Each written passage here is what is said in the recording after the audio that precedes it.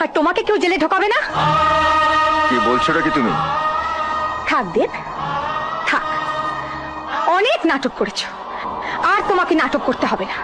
তোমার এই ভালো মানুষের মুখোশটা আজ ভেঙে গেছে। অদিতি, কি পাগলের মতন কি বলছি আমি? একদিন তুমি আমায় বলেছিলে না তোমায় বিয়ে করলে আমায় আফসোস করতে হবে, আর তুমি তুমি নিজে সেই কথাটা আমায় চোখে আঙুল দিয়ে বুঝিয়ে দিলে।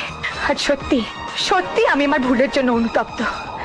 একটা ঠক, লম্পট, চরিত্রহীন কোথাকার তোর মতন একটা নিচু ক্লাসের মানুষকে আমি কি করে ভালোবেসেছিলাম সেটা ভেবেই আমার ঘৃণা করছে। অদিতি, অদিতি, আমার মনে হচ্ছে তোমার কোথাও একটা কিছু ভুল হচ্ছে। তোমাকে কেউ কিছু একটা ভুল বোঝাচ্ছে। তুমি মাথা ঠান্ডা করো, চেঁচামেচি না করে ঘরে ভেতর চলো। ঘর কাকে বলে তুমি জানো?